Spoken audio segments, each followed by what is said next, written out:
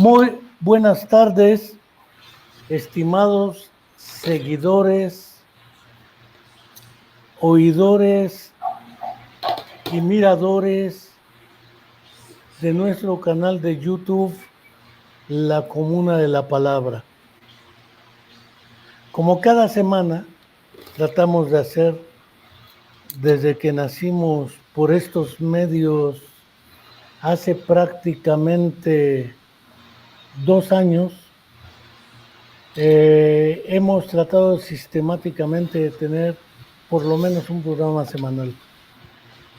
No quiero dejar de hacer, como es mi compromiso desde que dimos inicio a este canal, recordar a ustedes que se cumple una semana más.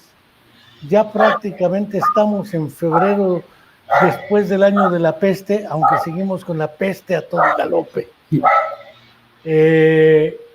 Y la deuda histórica de la mentira histórica que propalaron los voceros que vociferaron la mentira histórica, después de decir ya me cansé, el entonces Procurador General de la República, de que el asunto de los 43 jóvenes estudiantes de la Escuela Normal Rural Raúl Isidro Burgos de Ayotzinapa en Tixla de Guerrero, ya estaba resuelta. Fueron quemados todos en el basurero de Cocula, según rezaba la mentira histórica. El gobierno en turno de la 4T, dirigido por el LIC Andrés Manuel López Obrador, dijo que lo iba a resolver y aclarar. El año pasado, hace algunos meses, el subsecretario para los Derechos Humanos, el Barbas Encinas, dijo que la mentira histórica es una mentira, pero la verdad histórica no aparece por ningún lado. Y parece que junto con los desaparecidos, la verdad también se encuentra desaparecida. No hay explicación creíble y verosímil alguna. Y naturalmente no hay presentación de los restos, si es que estos existen, o de los jóvenes desaparecidos de la Escuela Normal Rural Raúl Isidro Burgos de Ayotzinapa. Y mientras no tengamos esta verdad, seguiremos recordándola aquí. 2. No quiero dejar de enviar un fraterno saludo a nuestra querida amiga Angélica Rodríguez, madre de Viridiana Naid, quien era estudiante de nuestra Facultad de Psicología y hace ya más de 8 años fue desaparecida también en contra de su voluntad. Esa es otra de las epidemias que en México hemos sufrido desde antes del año de la peste, y que es la epidemia de las muertes secundarias por la violencia estructural que nos agobia desde hace años. ¿Y qué te puedo contar a ti de Guerrero y de La Garita y de Aguas Blancas y del Charco y de Ayotzinapa y del Quemado? ¿Qué te puedo contar a ti, doctor Bulfrado Pérez, cuando a la vuelta de la esquina has tenido masacres y violencia? El estado de Guerrero ha sido infortunadamente sumamente receptáculo de tales hechos ocultos hoy tras la cortina de tasas de mortalidad, morbilidad, letalidad y prevalencia de la epidemia del COVID, donde ya tenemos más de 135,000 muertos hasta hoy oficialmente, más de 1,5 millones contagiados o positivos en COVID oficialmente, ¿sí? Y tenemos una tasa equivalente de mortalidad por violencia y por desapariciones que después aparecen muertos, feminicidios, infanticidios y violencia estructural hacia los menores y hacia los adultos mayores, entre otras, las crónico-degenerativas, más lo que se acumule. No quiero dejar de decir que el día de hoy, para analizar esta cuestión de salud, el doctor Bulfrano Pérez Elizalde, quien recientemente ha dejado el cargo, si no me equivoco, de director de la HH Facultad de Medicina, de la 3 veces H Universidad Autónoma de Guerrero, quien también antes fue jefe de enseñanza o director de enseñanza de la Secretaría de Salud en el mismo estado de Guerrero, y con quien tuve el privilegio de coordinar yo desde la Secretaría de Educación Guerrero con él, el Comité Estatal Interinstitucional para la Formación de Recursos Humanos e Investigación en Salud, un membretote que suena como a CEIFRIS, aunque federalmente es el CIFRUS. A él le tocó por el ámbito de salud y a mí por el ámbito de educación trabajar sobre la aprobación de los reconocimientos de validez oficial de estudios a los programas de posgrado y de licenciatura en el ámbito de la salud, tanto en los niveles público como privado o particular. Entre otros cargos que además él tiene, y me consta, una vasta experiencia, no como alto especialista de quinto nivel, es decir, hacia arriba, no hacia abajo, desde especialidad. Él ha estado en la medicina básica, familiar, anestesiología, cosas de ese corte que es la formación de la salud en estados pobres como el de Guerrero. El doctor Wulfrano Pérez nos acompaña ahora para charlar un poco, pero no quiero dejar para quienes quieran seguir esta serie de programas y quienes quieran posteriormente verlo, suscribirse a nuestro canal de YouTube de la Comuna de la Palabra. Ahí cada semana colocamos el enlace a cada una de las charlas, entrevistas que tenemos. Esta ocasión el doctor Wulfrano Pérez Elizalde nos ayudará a tratar de responder una interrogante. Hemos escuchado tanto en boca del subsecretario dicen el zar del COVID, Hugo López-Gatell, y sus cuates, es decir, sus colaboradores, quienes diariamente han informado del estado de la cuestión de la epidemia y pandemia de COVID, así como su afrontamiento en México. También lo ha dicho el secretario de Salud, lo mismo que el presidente. Nos entregaron un cochinero en salud los del PRI, los del PAN. Probablemente es cierto, pero ellos dijeron que iban a poder arreglarlo. Sé que 2 años, dirán muchos, es poquito. Decía Gardel, 20 años no es nada, que febril la mirada. ¿Cuántos años debemos esperar para este sistema de salud devastado, privatizado, centralizado en algunas regiones? Pensemos en el estado de Guerrero, en Acapulco particularmente, ciudad y puerto más importante, pero alguna vez te escuché que las tasas altas de tuberculosis y lepra estaban en Acapulco, curiosamente, que es donde estaba el puerto, y las tasas de mortalidad materna de Guerrero eran altas. Y tal vez en Ometepec haya otro hospital importante, y en Chilpancingo, qué sé yo, pero en general el sistema de salud ha olvidado la salud primaria, la prevención, y se ha centrado en curar y atender sobre todo las enfermedades graves. Si no tienes gravedad, quédate en tu casa. Y entonces ya cuando uno va, pues ya bailó Berta las calmadas, porque los hospitales están hasta el full, no hay recursos. Toda la propaganda decía, el problema es de intubadores, hay que intubar, es de camas, alta especialidad, y resulta que pues, todo el mundo tiene miedo. Y dice, el lugar más fácil de contagiarse es el hospital. Entonces, ¿qué nos espera para este 2021, doctor Wulfrano, para el sistema de salud en México? De esto tú sí sabes. Yo nada más hociconeo y te dejo la palabra. Muchas gracias, doctor, y adelante. Gracias, maestro Enrique, muy agradecido por la invitación para participar en este programa que ya, como usted marcó, lleva prácticamente 2 años y esperemos que dure muchos más por las participaciones que yo he visto en su programa de gentes muy importantes, gentes que conocen de diferentes temas. Y bueno, para no desentonar en relación a lo que comentaba con lo de la desaparición forzada de los 43 estudiantes de Ayotzinapa en 2014, quiero comentarle que nosotros en ese año fuimos la única escuela o facultad de la Universidad Autónoma de Guerrero que salió a las calles a manifestarse y protestar por este hecho tan lamentable, tan doloroso, que hasta el momento no tiene solución, que no hay, por lo menos, no solución, sino no hay una respuesta clara, real de lo que sucedió con estos jóvenes que hasta el momento siguen en calidad de desaparecidos. La violencia en el Estado, ya la marcó usted hace rato, no solamente por los eventos de un Estado convulso. Desde que yo tengo uso de razón, Guerrero sí es un Estado muy, muy convulso, muy complejo, muy, muy difícil, y bueno, diferentes manifestaciones de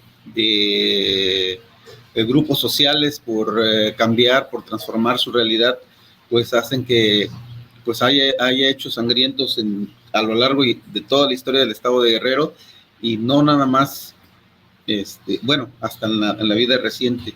Y el otro mal que yo también mencionó es el de la violencia.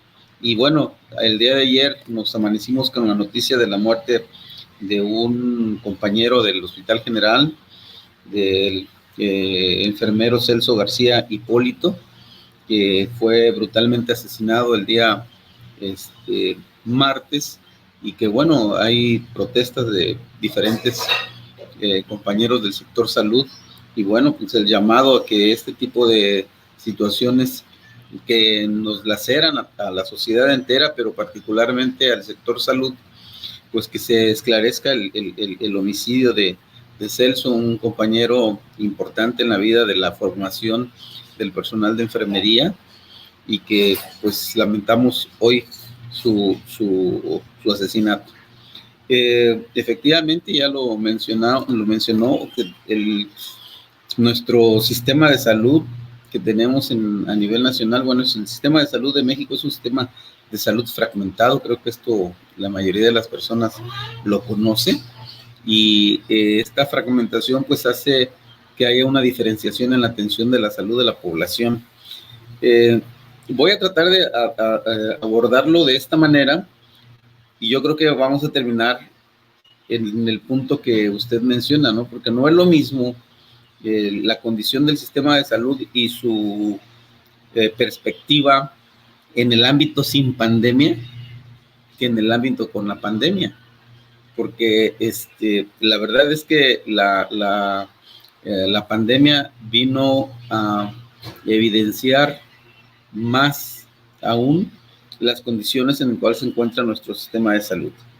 Le comento que aproximadamente el 82% de la población mexicana tiene algún servicio de salud, algún servicio de seguridad social, como se llama, ¿no? Un 17.3% aproximadamente no está asegurada, y dentro de esto el 49.9%, porque dices 82%, pues qué bueno, es un buen porcentaje, pero estamos hablando que de ese 82%, el 49.9% de la población pues está con los servicios de salud que ofrece el Estado a través de la Secretaría de Salud o los servicios estatales de salud en los diferentes estados, o por lo que se llamaba hasta el año pasado el Seguro Popular, que si ustedes recuerdan, en el año 2019 cambia el Seguro Popular y se transforma en el Instituto de Salud para el Bienestar del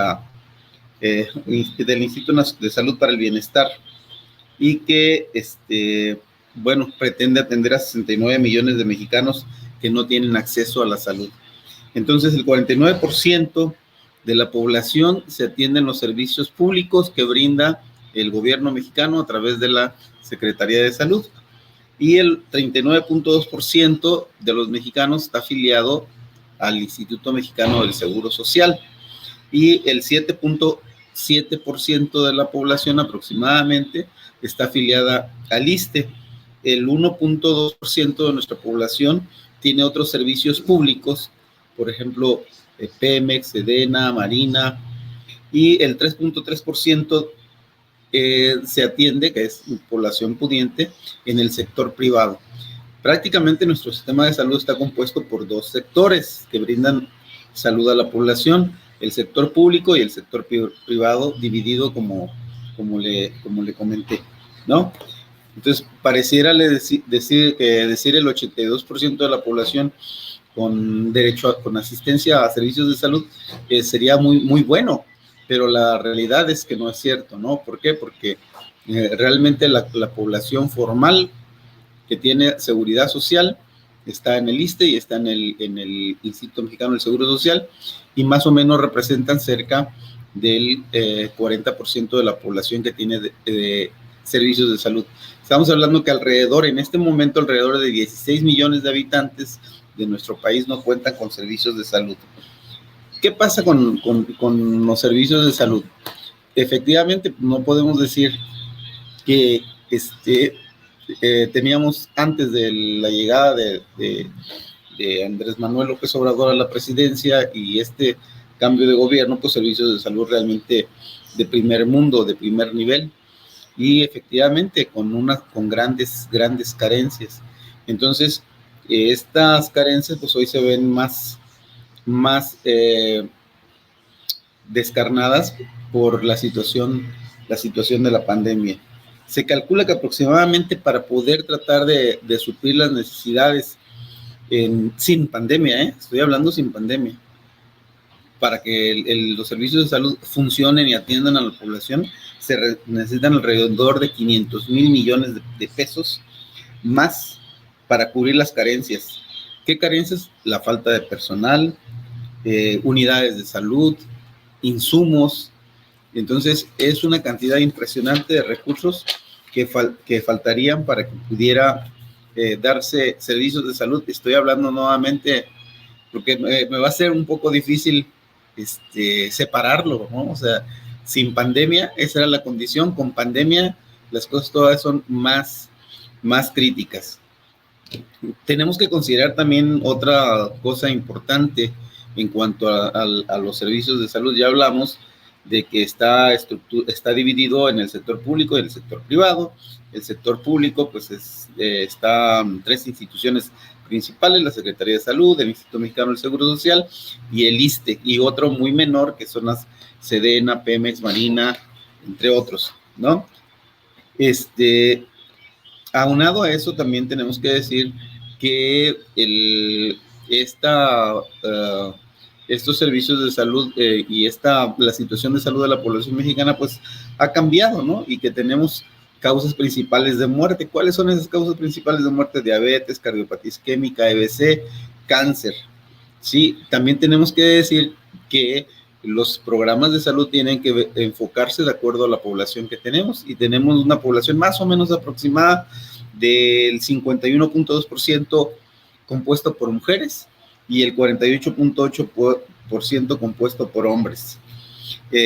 La mortalidad en nuestro país pues ha disminuido de 27 por 1,000 habitantes que había en 1930 a más o menos 4.9 por 1,000 habitantes en el 2008. La esperanza de vida es otro dato importante que tenemos que considerar, que la esperanza de vida, fíjense, nada más en 1930 estamos hablando que la esperanza de vida de los mexicanos era de 34 años, y la esperanza de vida de los mexicanos en este momento anda cerca de los 76 años. También es importante decir que la tasa de fecundidad de nuestro país pues ha disminuido. En los años 60, más o menos, las mujeres tenían un aproximado de 7 hijos. O sea, en las familias eran por lo menos 7 hijos por familia. En la actualidad, más o menos es 2.1 hijos por familia.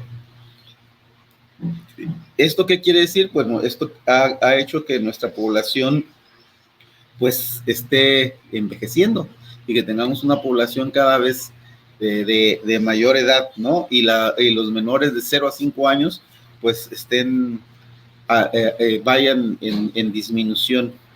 Otro factor importante en la atención para la salud y en las perspectivas de la salud de la población es la urbanización.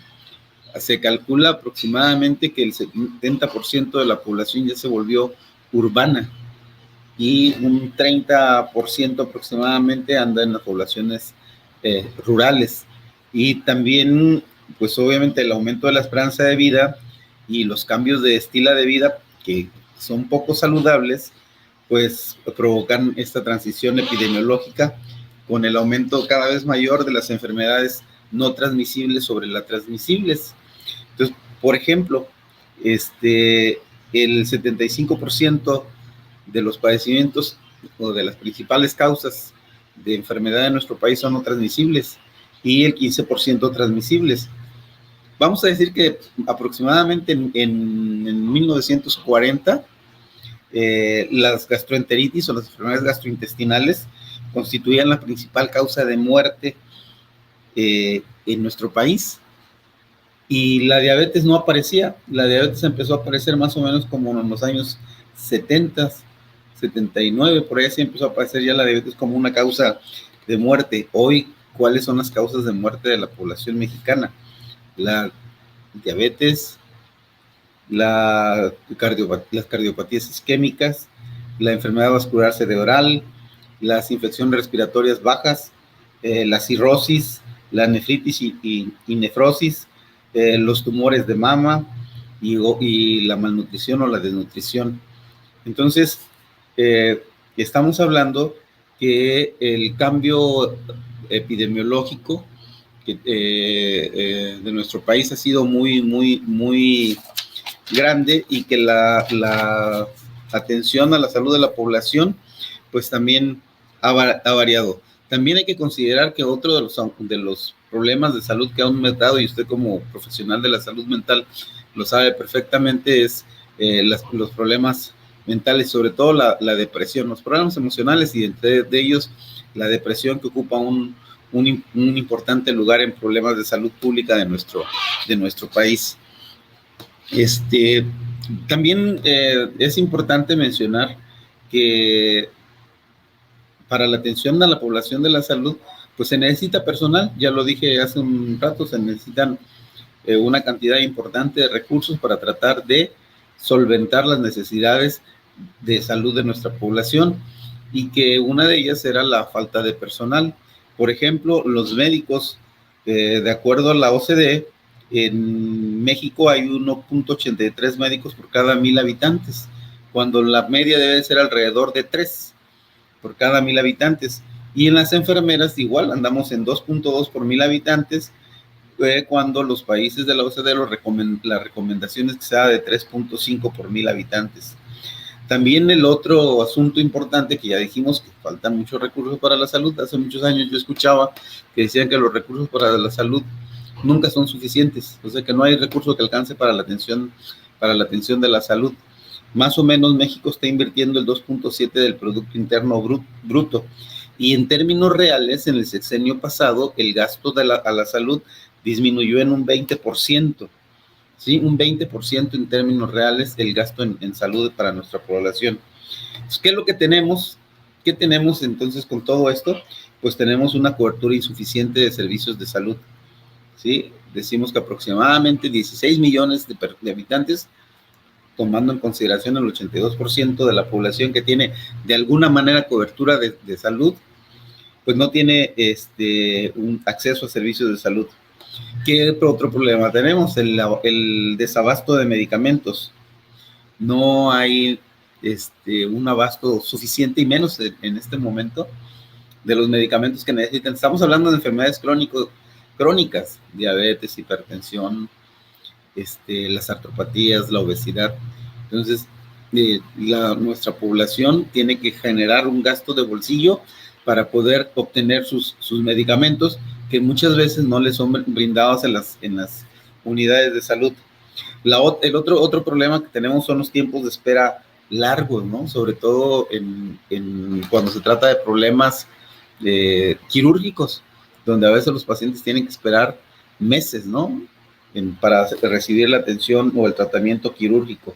Y la otra que les comentaba, el gasto de bolsillo. ¿Qué es el gasto de bolsillo? El gasto de bolsillo es un problema serio a nivel de México. Somos el segundo país de la OCDE que más gasta o más gasto de bolsillo tiene. ¿Y eso qué provoca? Pues provoca que la población, si estamos hablando que es una población que no tiene acceso a los servicios de salud, o que no tiene una seguridad social en su mayoría, pues que tenga que gastar lo poco que tiene, y seguramente pues les provoca un mayor empobrecimiento. Entonces, el gasto de bolsillo es un problema serio en nuestro país.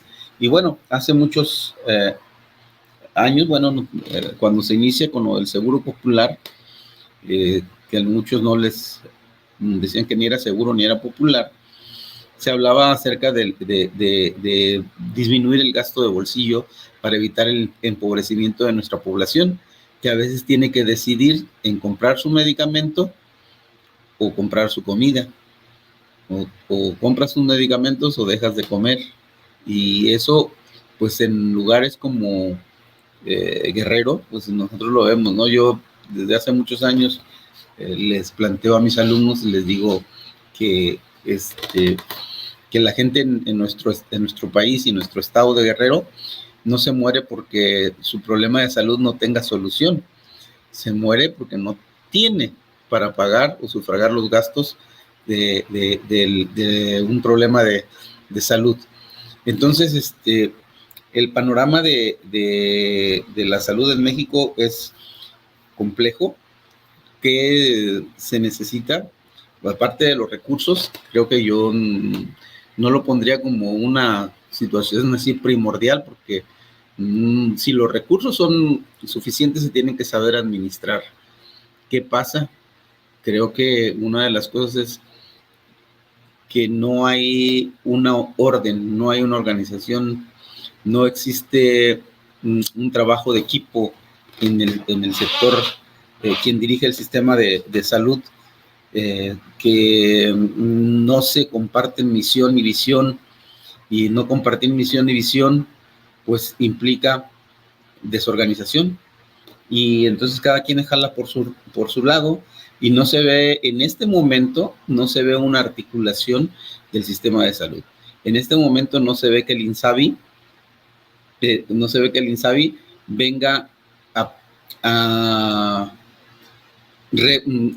mejorar lo que se había hecho con el Seguro Popular.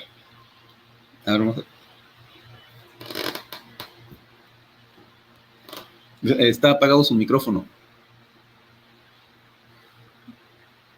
Ya. ¿Listo? Has presentado un panorama casi a vuelo de pájaro, a ojo de buen cubero, del estado deleznable en el cual se encuentra el sistema de salud sin pandemia. Sin pandemia. Porque aparte viene ahora el pleito de las vacunas, que si Pfizer, que si la Sputnik 4 y 5. Alguien me preguntaba que si con la China van a matar a los viejitos. Tenemos un problema triple desde antes y más agudizado ahora.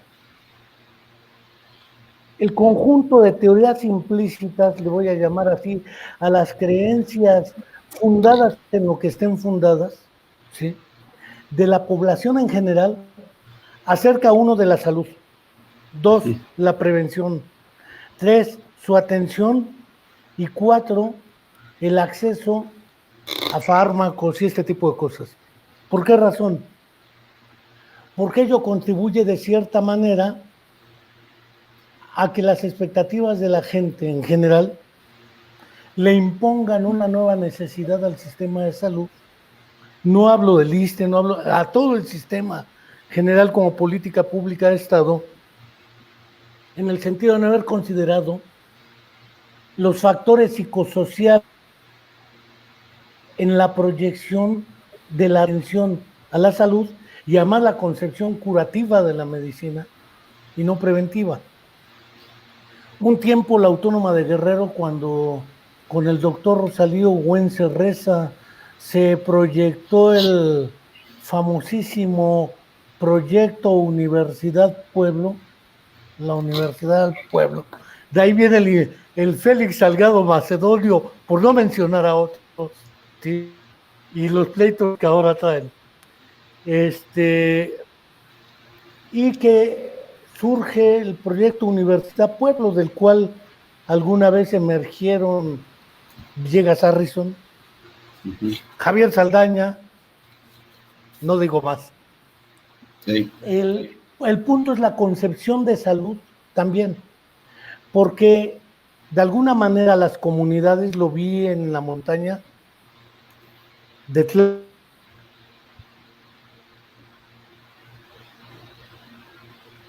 recursos tradicionales en educación, perdón, en salud. Se curan con tés, jarabes, chamanes, brujos, curanderos y a veces les resulta. Me tocó ver en la montaña de Guerrero un personaje que peleó ebrio a cabezazos con un toro. Naturalmente perdió. Quedó con un trauma de cráneo que además de la hemiplegia y la fascia, le dejó una serie de síndromes neuropsicológicos.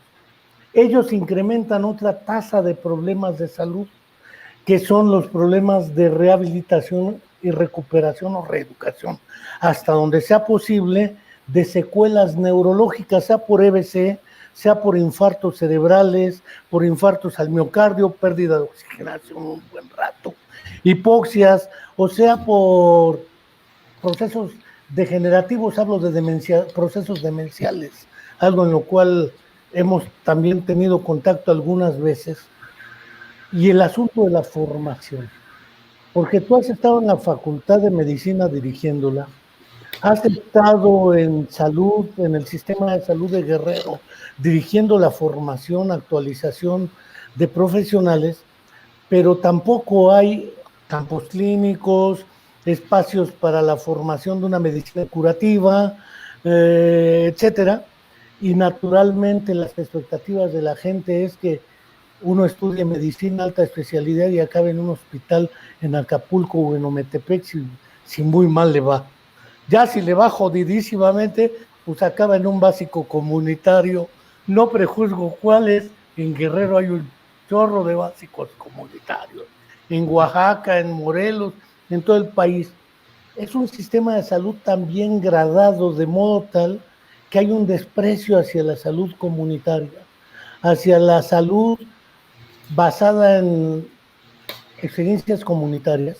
Hablo, por ejemplo, de un documental que hace años nuestro máximo líder del cine, del documental en cine, Óscar Menéndez, que acaba de cumplir 87 años y entero está el hombre todavía. Qué bueno llegar a esa edad.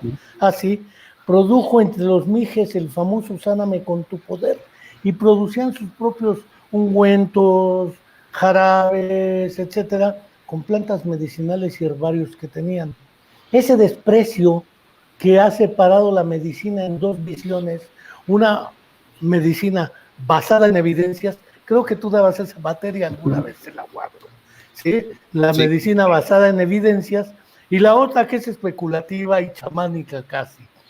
Ese desprecio a las tradiciones, ese realmente ha sido benéfico para poder recuperar desde el trabajo en comunidad la prevención, problemas como los epidémicos transmisibles, cólera, que ya se nos dio no hace mucho, las influencias que vienen también por mecanismos de transmisión, movilidad, etcétera, ¿sí? Higiene, agua potable, lo que gustes. ¿Cómo podemos plantearnos a partir de la pandemia o con pandemia y hacia adelante la proyección de un sistema de salud que aproveche esos recursos psicosociales y comunitarios?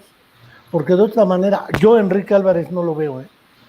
No sé tú, porque tú has estado más en el ámbito de la salud. La salud mental la dejamos para otra ocasión, pero ese es otro asunto. Lo que ya había antes, dijeras tú, sin pandemia, esquizofrenia, depresión, trastornos de ansiedad, pánico, etcétera, más lo que hay ahora, más la violencia intrafamiliar, bla, bla, bla.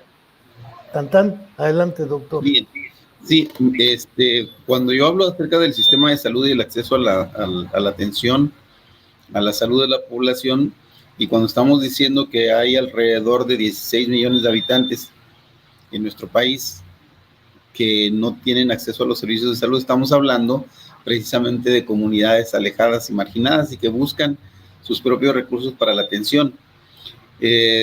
¿Cuál es la perspectiva para la atención de la salud? Yo creo que una cosa importante y en la cual no se les ha dado la importancia y no se les sigue dando la importancia y no se ve por en el corto tiempo que se le dé esa importancia es a la prevención.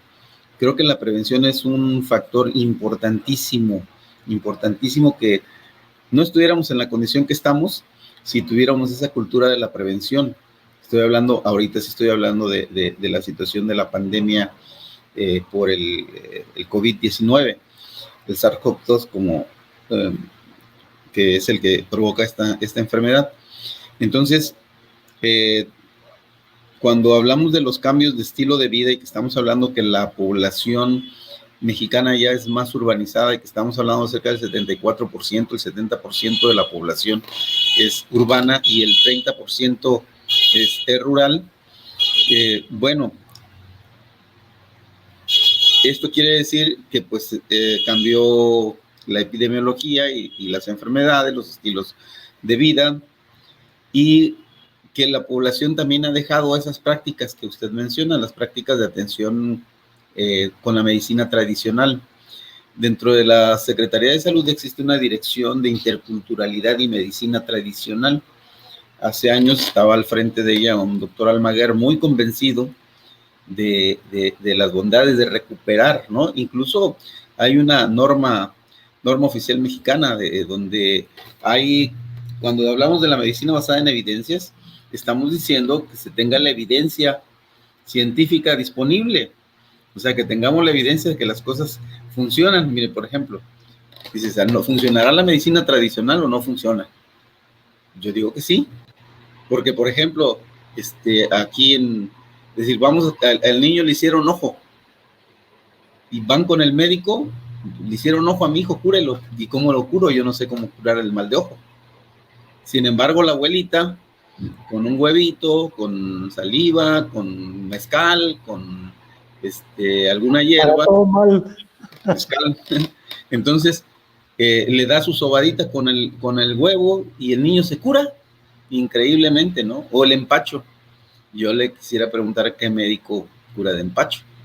¿Te han llevado pacientes por empacho o por mal de ojo? Yo la verdad no sé realmente definir el término empacho.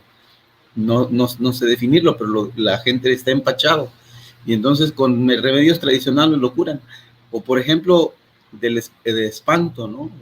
Curar a una persona que se espantó y hay que curarla de espanto.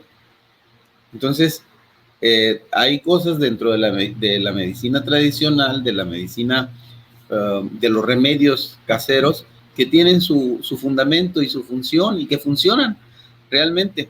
Pero bueno, eso es decir que, por ejemplo, hay algunos lugares donde se ha tratado de hacer sistemas, bueno, unidades mixtas de atención, donde está un hospital de medicina alópata y un hospital tradicional, donde en el hospital de medicina alópata pues hay ginecólogo, pediatra, traumatólogo, etc. Y en el tradicional está la partera, el huesero, el curandero, el sobador, el cantador, y la gente decide a qué lugar quiere ir a atenderse. Entonces, la medicina tradicional tiene su fundamento y sí funciona, pero en lo que nosotros nos estamos refiriendo para esta plática es en relación a lo que está sucediendo con los problemas de salud de la población. Y entonces los problemas de salud de la población no se van a resolver en un segundo nivel cuando llegan ya, como usted dice, con la enfermedad. Se tiene que fortalecer el primer nivel de atención. La estructura de niveles de atención en nuestro país es: primer nivel de atención son las unidades de salud de primer nivel, centros de salud, unidades de medicina familiar, donde se pretende no atender problemas de enfermedad, sino a atender problemas, o no problemas, sino más bien dicho, prevenir la aparición de enfermedades, la medicina preventiva. El segundo nivel es el nivel curativo. En este nivel curativo estamos hablando de hospitales que tienen especialidades básicas como cirugía, medicina interna, urgencias, ginecología, ¿sí?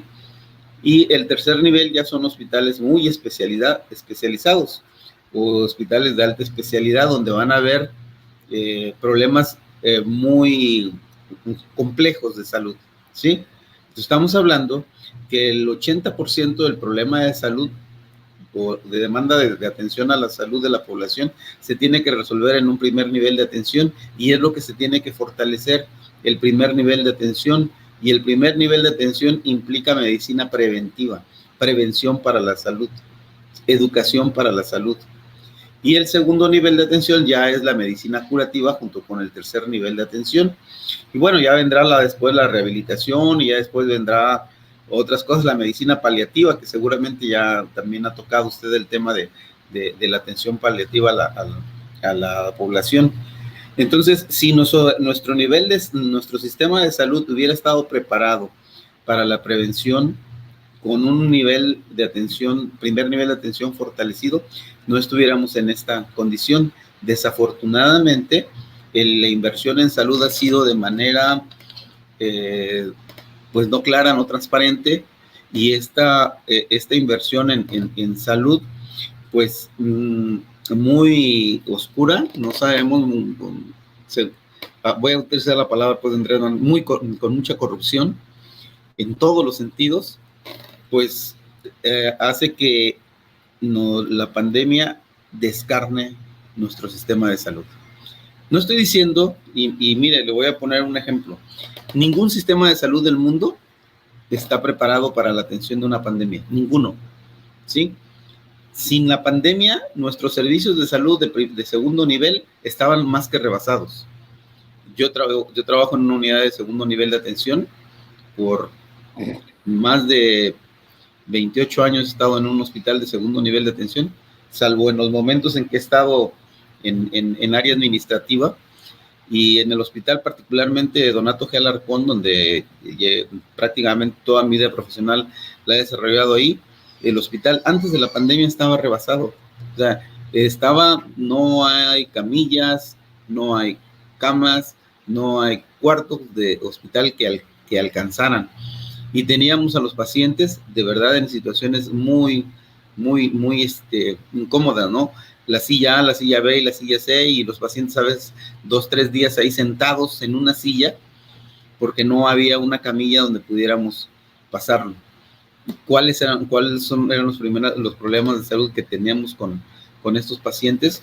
Parecía el servicio de urgencias una terapia intensiva, porque la terapia intensiva pues no alcanzaba para acomodar a los pacientes. Y entonces, ¿qué veíamos?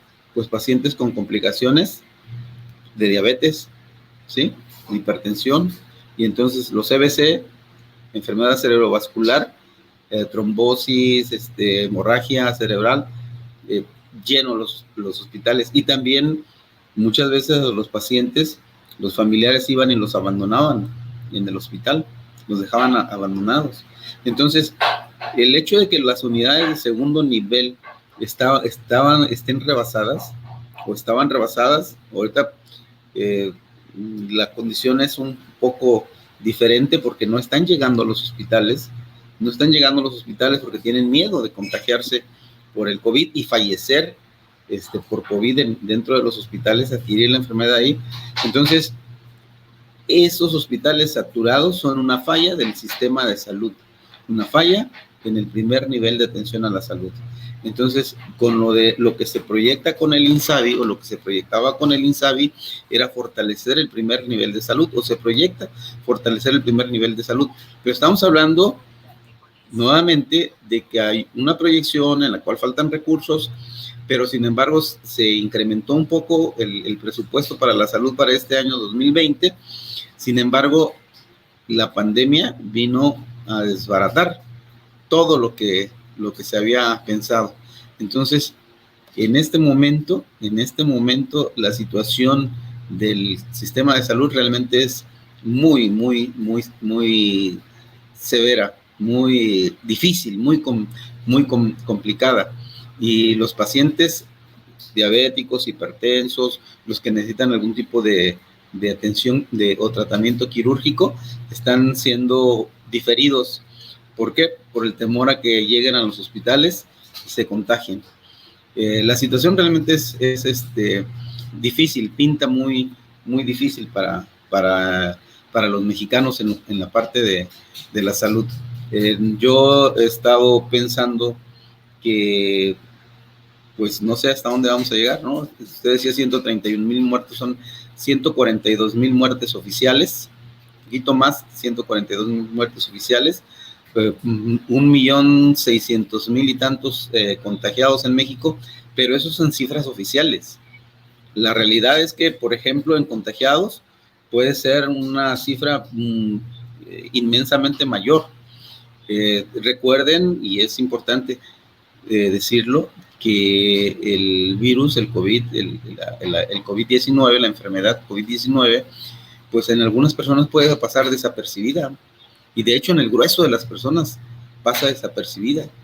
Solamente es un pequeño porcentaje de la población susceptible, pero si por ejemplo hablamos nada más del 1% y hablamos de un lugar como Acapulco, que tiene cerca de 1 millón de habitantes, y hablamos del 1%, esto quiere decir que la susceptibilidad de enfermar de manera grave, si estamos hablando de la base del 1%, serían 100,000, ¿sí?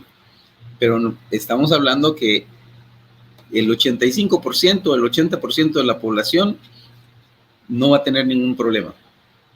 Va a pasar la enfermedad sin problema. Pero esos 100,000 acaban con el... ¿No hay sistema de salud que pueda con esos 100,000? No hay sistema de salud que pueda con lo que estamos viendo. Luego entonces surgiría una pregunta, doctor. Sí. Si yo me espero a tener síntomas y sigo la consigna Hugo López-Gateliana, si tienes síntomas, quédate en casa.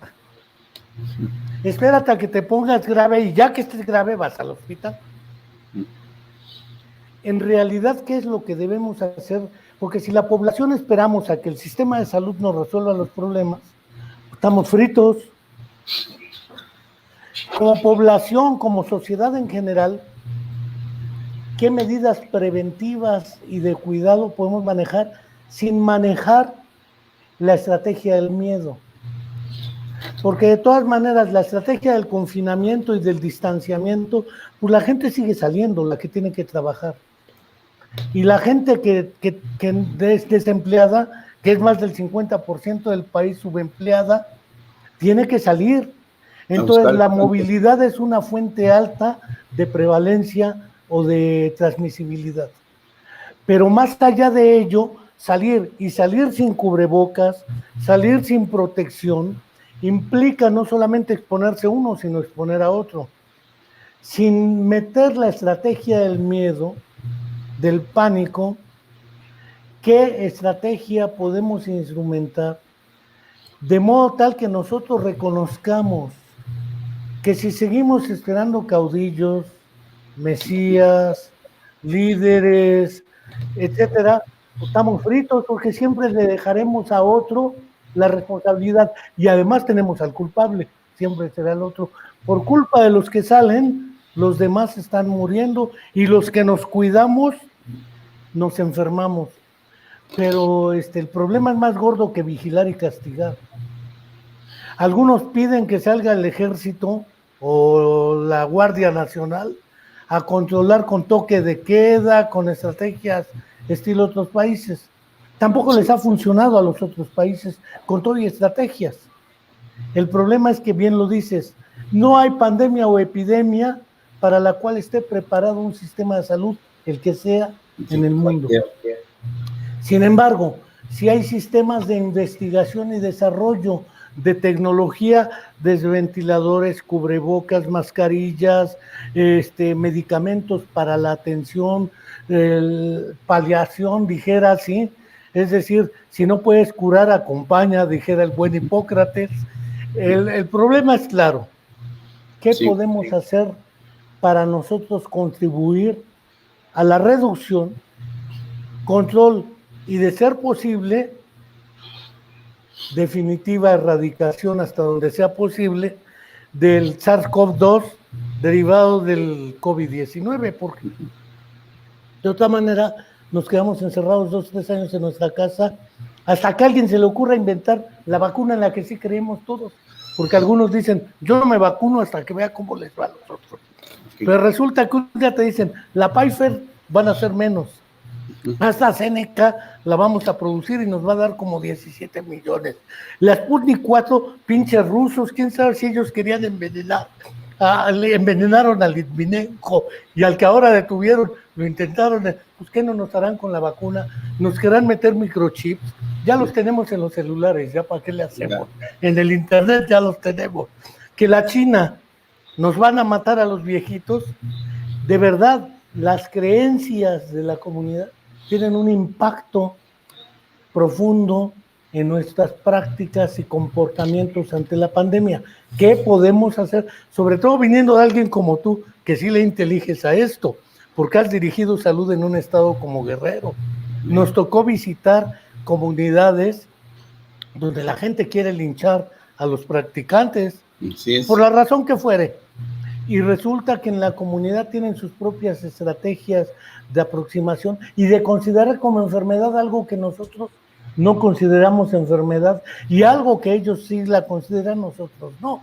Entonces el problema es qué hacer ante una realidad que nos trasciende en ese sentido y cómo recuperarnos a nosotros como sujetos activos de la actividad psicológica y de la actividad preventiva y de la atención también, si tengo síntomas, ¿qué debo hacer?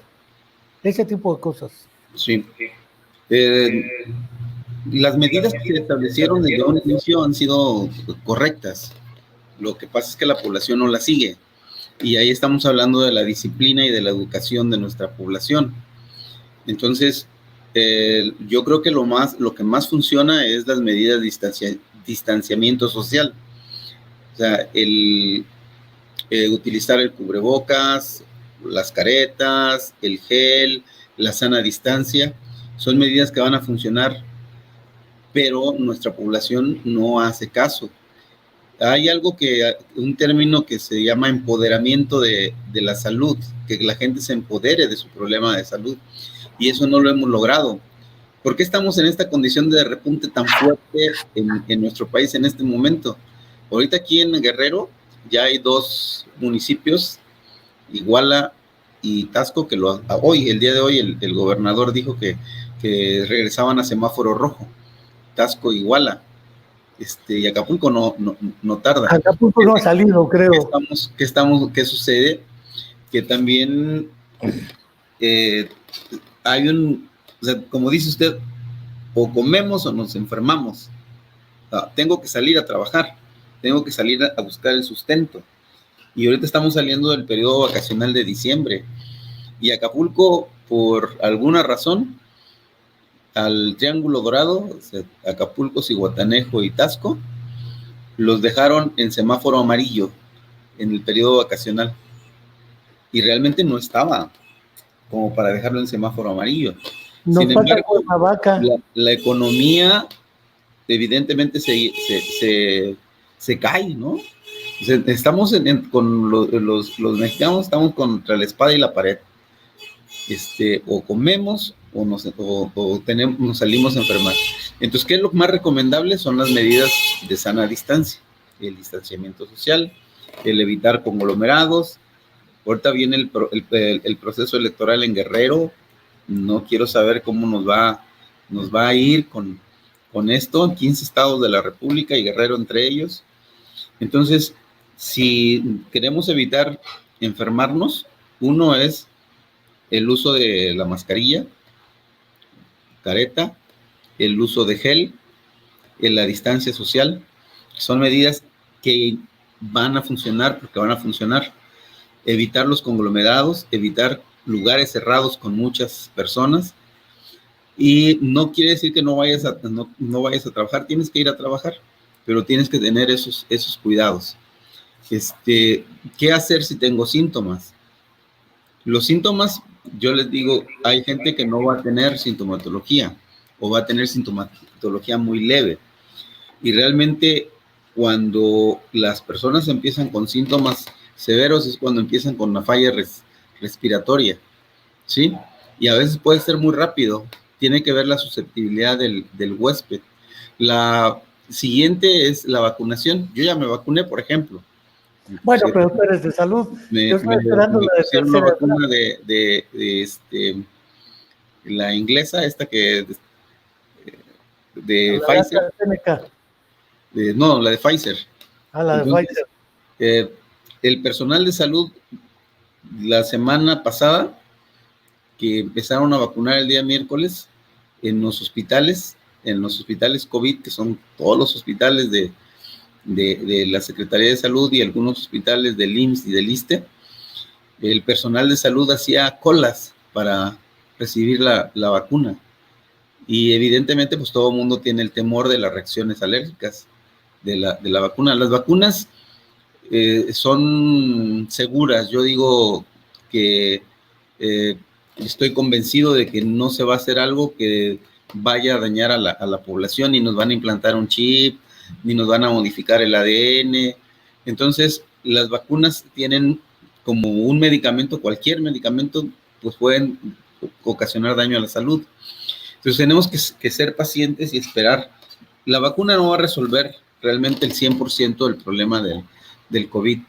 El problema del COVID lo vamos a resolver con la participación de la sociedad, participando todos, cuidándonos todos, no siendo irresponsables. Y el problema es ese, de la irresponsabilidad, entre comillas, hablando de las creencias, tradiciones y costumbres de nuestra población, la gente que no cree que existan, porque sí hay gente en este momento no creyendo en la enfermedad. Entonces, las medidas de distanciamiento social van a funcionar porque van a funcionar, pero se tienen que cumplir. La vacunación es importantísima para toda la población y mientras más pronto estemos vacunados, mejor. No sé dónde va a sacar recursos el gobierno mexicano para pagar las vacunas, que es un problema serio. Estamos hablando que si en las condiciones normales nos faltaban recursos y en estas condiciones, pues no sé, la población se está empobreciendo mucho más todavía. Quiero decirle que los servicios de salud privados en este momento y los servicios de salud que brindan, por ejemplo, exámenes de laboratorio, ¿no? Y los servicios de salud privados les ha ido económicamente muy bien. Sí, muy bien. Pero el problema es que hay de lugar a lugar y quién puede pagar esos servicios de salud. Si usted recuerda, Trump enfermó de COVID y dijo, no, pues no hay problema, con $120,000 se cura uno. Entonces, ¿qué mexicano, cuánta población mexicana tiene la posibilidad de pagar $120,000 para que te den el mejor tratamiento posible o el mejor tratamiento, valga la expresión, de acuerdo a la medicina basada en evidencias que hay disponible en este momento para tratarte de un COVID grave? ¿Sí? No le voy a decir el nombre, pero seguramente se lo voy a imaginar, de un personaje del Estado que enfermó gravemente de COVID, estuvo internado en un hospital de la Ciudad de México y en los primeros 15 días la cuenta fue de 2,5 millones. ¿Cuántos guerrerenses pueden pagar 2,5 millones? ¿Cuántos mexicanos? Entonces, fortalecimiento del primer nivel de atención, la sana distancia, las medidas de distanciamiento social, son cosas que tenemos que estar insistiendo en la población. El quédate en casa todavía funciona, ¿sí? El quédate en casa, si no tienes nada que hacer fuera, no salgas. Y si sales... Yo ya llevo 10 meses aquí encerrado. He salido una sola vez, un solo día, a ponerme la vacuna de la influenza. De ahí no voy a salir para nada. Entonces, creo que es lo que tenemos que hacer, insistir en la población. Y la verdad es que nuestro sistema de salud en este momento está caótico. Nos agarró en un mal momento el cambio del Seguro Popular al INSABI. Nos agarró desorganizados. No sé en qué va a parar todo esto, pero sí sé que si la población participa, si la población se hace corresponsable de su salud, vamos a disminuir y vamos a frenar el problema del COVID. Vamos a tener que, como dicen por ahí, aprender a vivir con el COVID. Si me pregunta qué han hecho los chinos, porque los chinos ya no tienen casos de COVID, pero estamos hablando de un país extremadamente disciplinado. Y estamos hablando de un gobierno totalitario, donde no te preguntan si quieres, o sea, lo haces, ¿no? Y entonces eso pues les ha funcionado muy bien a ellos. Nosotros somos desordenados culturalmente hablando. Entonces, difícilmente vamos a ver. Mencionaste un terminejo que me gustó mucho. Lo han utilizado las feministas, las seguidoras de lo que es los movimientos con perspectiva de género, empoderamiento. Empoderamiento. Hablaste del empoderamiento de la salud como el empoderamiento de otras cosas. Y a mi entender, si no tomamos en nuestras manos, no empoderamos un carajo. Empoderar significa literalmente que nosotros asumamos la responsabilidad y el compromiso, no solo de nuestra salud, sino de la colectividad que tenemos alrededor.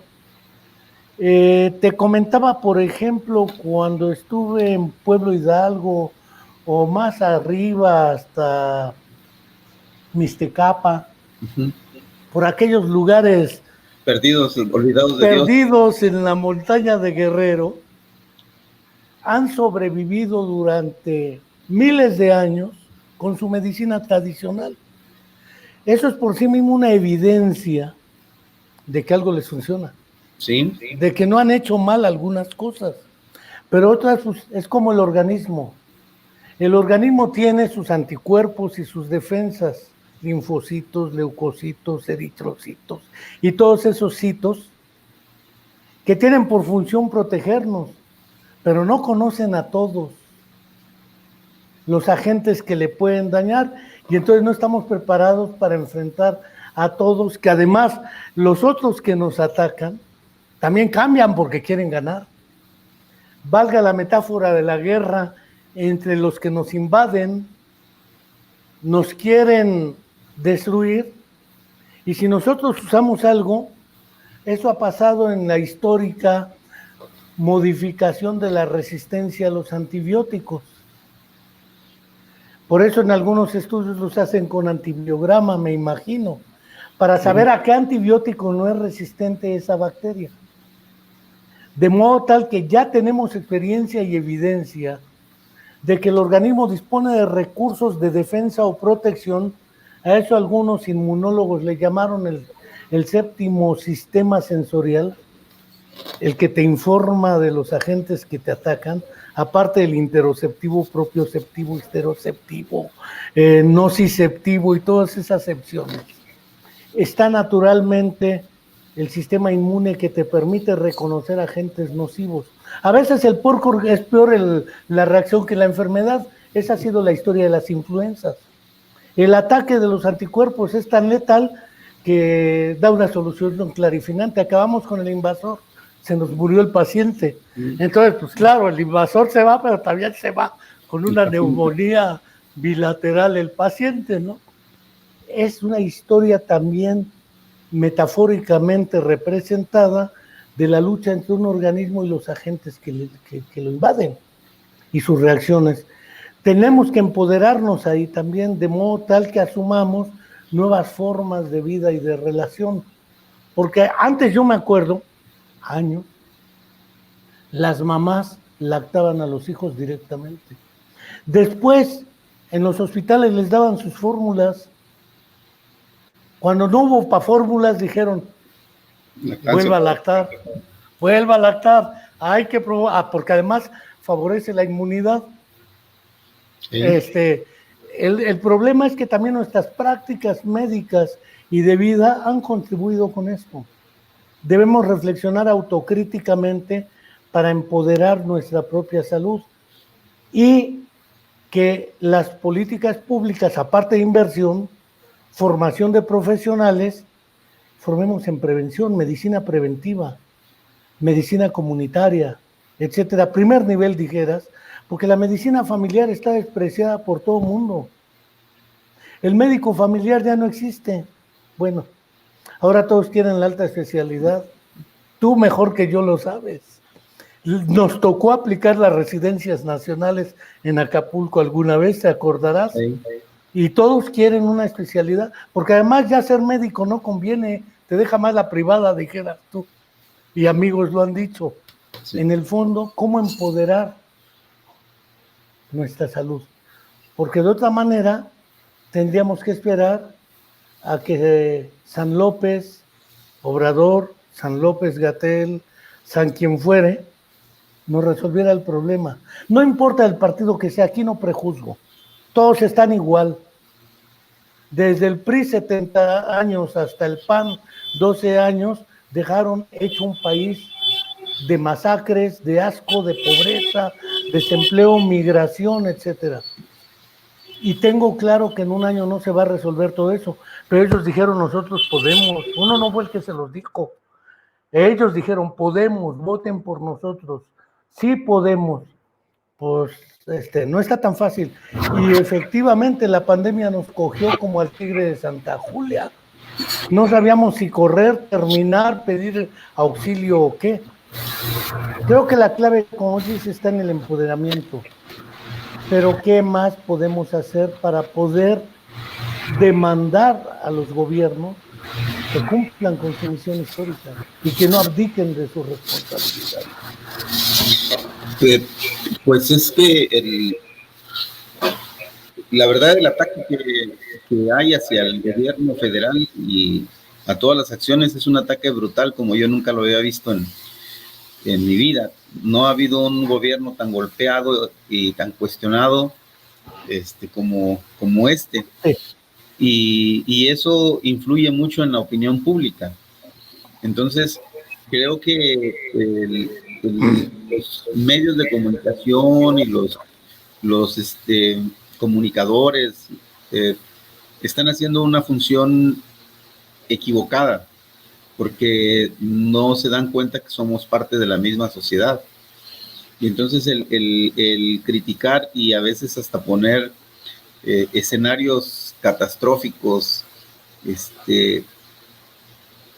no favorece mucho en la población, ¿no? Y la no creencia de la misma gente, ¿no? Incluso gentes preparadas, que yo he visto tienen una buena preparación, caen en esta juego.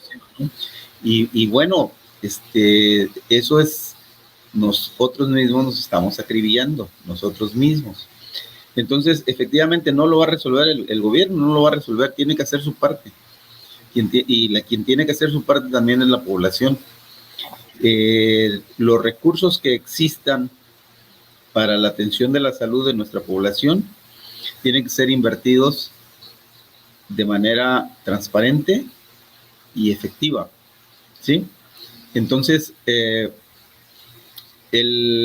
cuando te pones grave por COVID, hay realmente un porcentaje muy bajo de la población el que va a acudir a las instituciones de salud, sobre todo el segundo nivel de atención.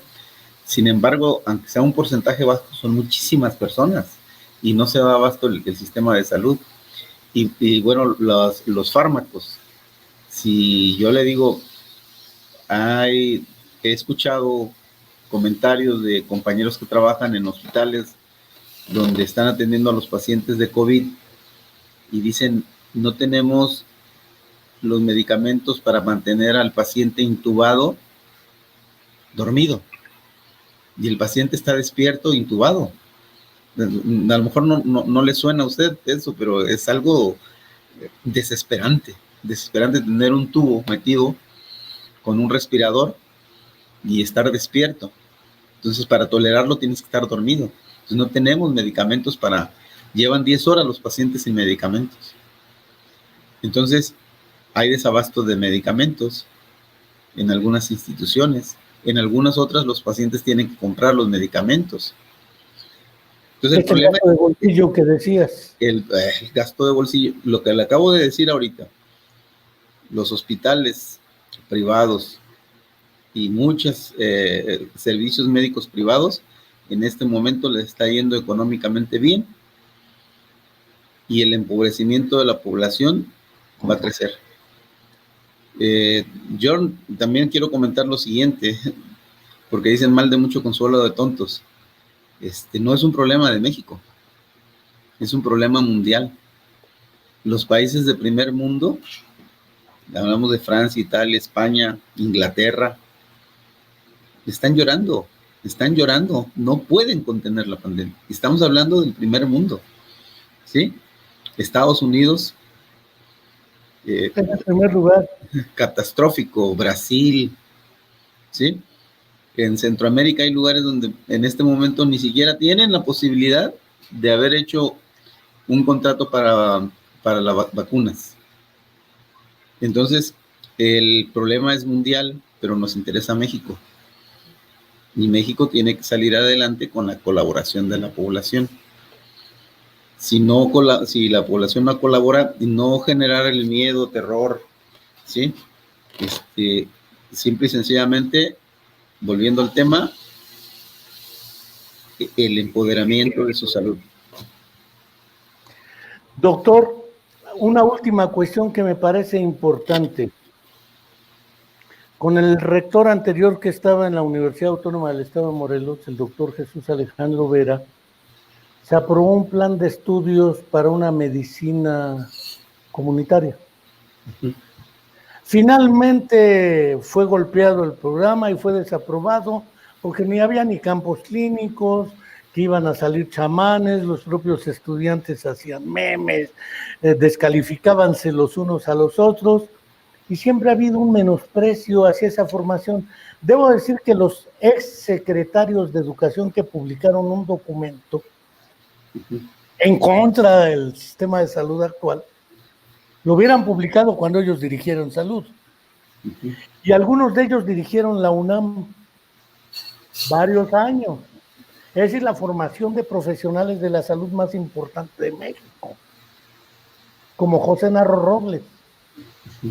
Y él mismo se hizo en el plan A36, que fue un plan experimental de medicina comunitaria. Algunos se fueron a Chiapas. Yo conozco un excelente cirujano que se hizo en este plan A36 y otros colegas que conocí en la década de los 70.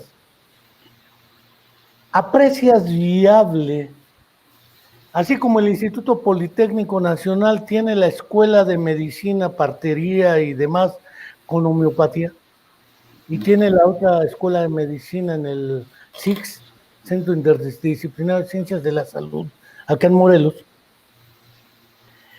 Recuperar esa visión comunitaria de salud en la formación de los médicos y la formación del médico familiar por las universidades, porque si la Universidad de Guerrero lo planteó en su proyecto de Universidad Pueblo, que conocemos las razones históricas y políticas que llevaron desde Rubén Figueroa hasta Rubén Figueroa Alcocer, y después el Sputnik que quiso, pero no le ha llegado, querían la triple, pero en Hidalgo sí la hicieron, por ejemplo, los Lugos, Rojo Lugo, Lugo Verduzco, Lugo Gil, allá se echaron los 18 añitos.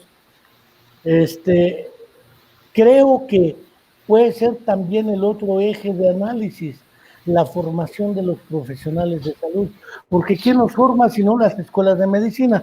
Tuvimos la rebatinga en Guerrero, te acordarás, por una escuela de medicina que tenía todos los recursos para formarlos, un buen plan de estudios, pero una política pública decía, no hay chanzón. Entonces el problema era, si somos claros, me queda claro que abrir 10 escuelas de medicina en un lado, pues mejor fortalecer la que existe para que forme con otras estrategias y otras vías en diferentes sedes. ¿Qué perspectiva se le ve a la formación de los profesionales de salud? Que es el último asunto que me gustaría que tocases, porque pues tú lo conoces tanto en el ámbito de la Secretaría de Salud como funcionario, como en el ámbito de la vida universitaria, como director de la facultad. Y si a mí me dicen, ¿con quién te operas? ¿Con un médico que tenga 10 doctorados y 4 especialidades? ¿O con el que tiene más experiencia operando? Pues con el que tiene más colmillo operando. Porque eso, la medicina no es solamente échate un chorro de especialidades, microespecializaciones. Ahora te vuelves retinólogo y ya no eres diabetólogo para el ojo, nada más eres retinólogo y pura retina. Antes el oftalmólogo era oftalmólogo, ahora ya no hay oftalmólogo, creo, o no lo sé, algo similar. ¿Qué perspectivas le ves? Sobre todo tú que vives los dos ámbitos, el de la salud y el universitario. Sí. De hecho, hay un desprecio por la medicina familiar y por la medicina de primer contacto. Y todo el mundo piensa que la medicina de segundo nivel es la mejor, pero la medicina de segundo nivel cumple su función. Entonces, esa función es la de curación. Entonces, la más importante es la prevención. Entonces, el primer nivel de atención tiene que funcionar y evidentemente la formación del médico es de primer nivel de atención. Tú formas médicos para el primer nivel de atención, no para el segundo nivel de atención. Desafortunadamente, a nosotros como desde estudiantes nos meten la idea de que si no eres especialista, no eres nada. Adscrito. Entonces, y se queda uno con eso, no, yo quiero ser especialista, pero se frustran. Miren, en este año se duplicó el número de plazas para especialidad. La pandemia también vino a demostrar que falta personal de salud y faltan especialistas. Eso nosotros lo vimos en Guerrero desde cuando estuvimos ahí en el gobierno del estado, lo veíamos, pero estábamos amarrados. ¿Por qué? Porque la Comisión Interinstitucional para la Formación de Recursos Humanos para la Salud, el CIFRUS, decía, solamente van a hacer especialidad los que hagan el examen del ENAR. Y cuando nosotros decimos, oiga, pero nosotros necesitamos especialistas en la montaña, en la Costa Chica, en la Costa Grande, en la región norte, en Tierra Caliente, y no tenemos posibilidad, denos oportunidad que nosotros formemos. No pueden formar ustedes sus especialistas, tienen que ser a través del ENAR. Entonces, la falta de especialistas hizo que en esta ocasión, por la pandemia también, pues se duplicara prácticamente el número de plazas de especialidad en este año, ¿sí?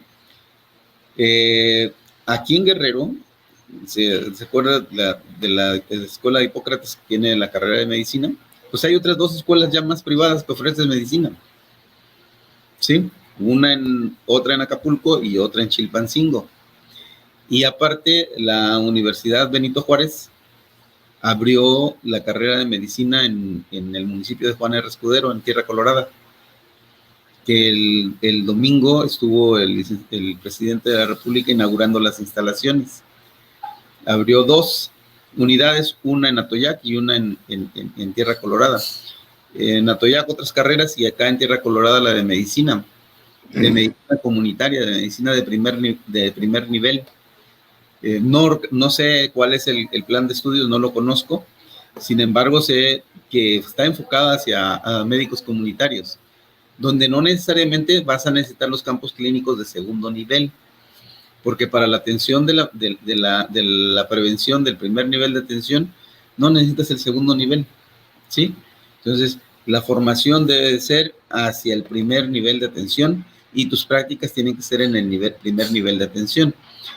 El médico tradicional de la carrera de medicina tradicional está con el enfoque, sí, del primer nivel de atención, pero hay una parte que es un año en un segundo nivel de atención, con la finalidad de mejorar habilidades clínicas de los médicos, y también te permite ver las complicaciones que se pueden presentar si tú no haces la prevención.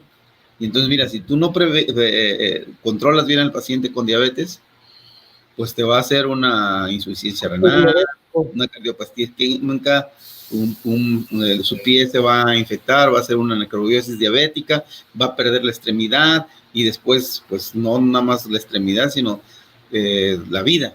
Entonces, ese es el tradicional, pero sí debe de no perderse el enfoque del primer nivel de atención. Todas la mayoría de las escuelas de medicina, el enfoque es hacia el primer nivel de atención, pero les van metiendo durante su formación No, tú tienes que ser a fuerzas médico especialista, porque si no eres médico especialista no eres nada, ¿sí? O la medicina familiar es una especialidad. Después de que terminas la carrera, haces 3 años más de especialidad y la haces en unidades de primer nivel de atención, generalmente, ¿sí? Y entonces tratas a la familia y generas programas de atención para la prevención y el cuidado de la salud. Entonces, el reto para nuestro sistema de salud es cambiar el chip, regresarnos al primer nivel de atención, fortalecer la medicina preventiva. El primer nivel de atención debe ser el más fortalecido y la educación para la salud. Y obviamente, en el caso de las instituciones formadoras de recursos humanos para la salud, una muy buena formación. ¿Qué es una muy buena formación? Una formación completa, pero sobre todo con el enfoque preventivo. Y efectivamente, la Universidad Autónoma de Guerrero, en su momento, su plan de estudios fue un plan de estudios innovador. Y una de las cosas que le daba ese carácter de innovador era la medicina familiar general y comunitaria. Y entonces yo, que soy de ese plan de estudios, llevábamos medicina general familiar y comunitaria desde el primer semestre hasta el 8º semestre. Y de todos los semestres teníamos que ir en esta asignatura a una comunidad. Entonces cada grupo de la escuela tenía un grupo, una comunidad donde iba desde el primero al 8º semestre, y entonces hacías acciones de salud y te enterabas de las condiciones de vida de la población y proyectabas acciones que permitieran mejorar la salud de la población. Entonces, eso se perdió cuando hubo un cambio de plan de estudios. Sin embargo, un enfoque hacia la prevención. Ahora, acuérdese que viene lo de la acreditación, y entonces la acreditación te pide estándares, y a veces esos estándares, dices, chin, o sea, no es lo que nosotros pretendemos.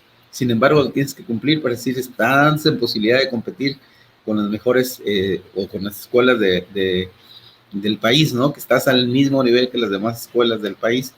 Pero muchas cosas, por ejemplo, le dan mucha importancia a campos clínicos, convenios de colaboración con el segundo nivel de atención. Y dices, oye, ¿de qué se trata? Si estamos privilegiando el primer nivel de atención y tú me pides que mis alumnos estén desde el 4º, 5º semestre en el segundo nivel de atención. Entonces sí hay una contradicción y se tiene que cambiar eso, y el enfoque hacia la prevención es fundamental en la formación del médico general y del médico de primer contacto. Evidentemente necesitamos los especialistas, porque hay problemas que se tienen que resolver con cirugía o con algún otro recurso terapéutico que se escapa del primer nivel de atención, y se tienen que formar los especialistas que se necesitan, los médicos que se necesiten, las enfermeras que se necesiten y los especialistas que necesite el país. Pues doctor, fíjate que desde Carlitos Salinas Recortari se empezó a soñar con estar al nivel de la OCDE. Entonces queríamos un sistema de salud tipo Dinamarca. Por cierto, saludo a Julián Guajardo, que nos está viendo probablemente desde Dinamarca. Hay varios que nos ven desde varios países. Y que por tratar de cumplir esas exigencias de la OCDE, nos fuimos al traste, porque efectivamente a la hora de las evaluaciones de calidad para la acreditación y certificación de los programas educativos, se nos vinieron abajo. Guerrero tenía un plan de psicología muy innovador, que era el de psicología social, también comunitaria. Después, no prejuzgo, se hizo otra cosa y vieja historia. Pero no cabe duda que esta idea de haber charlado esta ocasión contigo nos permite dibujar un panorama, no solamente en términos de cómo ha estado el sistema de salud, sino qué perspectiva le vemos para poder plantearnos un qué hacer, que siempre creo yo es una pregunta que debemos hacernos, porque para hacer muros de lamentaciones o de acibaos, es que históricamente el PRI, sí es cierto, es que el PAN, sí es cierto, es que el gobierno de ahora no ha podido, sí es cierto, Pero lo real es que pareciera ser que mientras no nos preguntemos qué hacer y qué estoy dispuesto yo a hacer para tener un sistema de salud no como el que tenemos, sino como el que quisiéramos tener, pues no vamos a salir de los lamentos, las frustraciones y la desesperanza como opción. Y creo, a pesar de todo, con lo que ha señalado, hay esperanza, hay posibilidad, y está en que vayamos asumiendo nuestra responsabilidad y compromiso con un mundo mejor y unos hijos mejores para este mundo, porque pues el tiempo es imperdonable y la historia queda en las manos de nuestras generaciones futuras y seguidoras. Doctor, no quiero dejar de agradecerte tu tiempo, tu experiencia, tus datos, el choro, porque ya teníamos rato que no platicábamos largo y tendido. Muchas gracias y esperemos otra ocasión vernos por otra vía, por otros medios, ya que salgamos de esta fase de Susana, distancia y de confinamiento sugerido. Okay. Gracias, doctor. Al contrario, gracias por la invitación y nada más remarcar algo. Es importante la vacunación.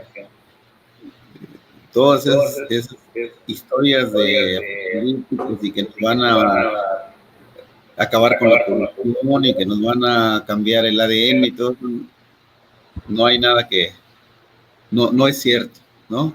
Y sí tenemos una oportunidad importante para ir y acabar con esta pandemia en la medida que la población se vacune.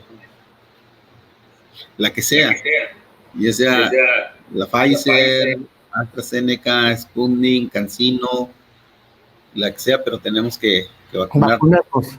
Habría que buscar, digo, a lo mejor en otra ocasión, a platicar un poco más acerca de cuáles son los tipos de vacunas que se están aplicando, y no es que se haya hecho una investigación así al vapor.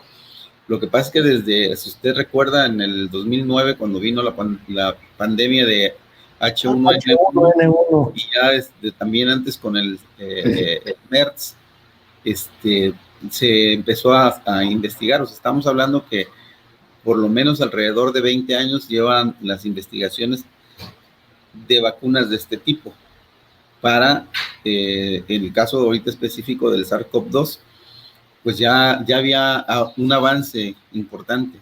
Entonces no es algo que tenga 6, 8, 10 meses, sino que ya tiene muchos años de avance, y efectivamente ahorita se está aplicando las vacunas en fase 3, que normalmente se empiezan hasta que sea la fase 4, pero se autorizó el uso por la emergencia, y no somos el único país que lo autorizó.